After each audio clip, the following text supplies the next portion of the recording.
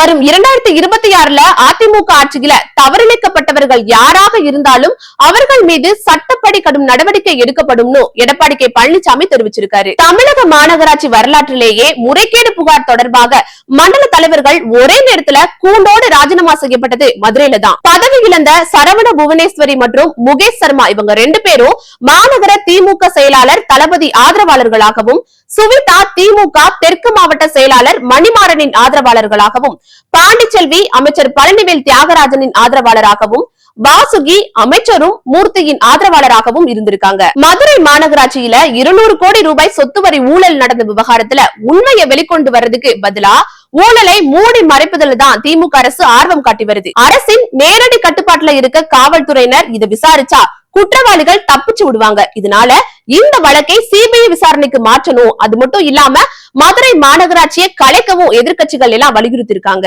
இதே போலதான் கொஞ்ச நாளுக்கு முன்னாடி காஞ்சிபுரம் மேயர் மகாலட்சுமி யுவராஜ் தன்னோட சொந்த கட்சியான திமுக கவுன்சிலர்களாலேயே நம்பிக்கை இல்லாத தீர்மானம் கொண்டு வரப்பட்டு சிக்கலுக்கு உள்ளானாங்க. அதே போலதான் கோவையிலும் கல்பனா அப்படின்ற திமுக மேயர் ராஜினாமா பண்ண நிலையில ரங்கநாயகி அப்படின்றவர் மேயரா அறிவிக்கப்பட்டாங்க. உள்ளாட்சியில நல்லாட்சி அப்படின்னு பொய் சொல்லி புரட்டு கூறும் ஸ்டாலின் ஆட்சியில உள்ளாட்சி எங்கும் ஊழலாட்சியே நிரம்பி காணப்படுது. இந்த கொடுமைகள் எல்லாம் தீரணும்னா மீண்டும் புரட்சி தமிழர் இபிஎஸ் முதல்வரா வரணும். பொல்லாத இந்த ஸ்டாலின் ஆட்சிக்கு முடிவு கட்டுவோம்.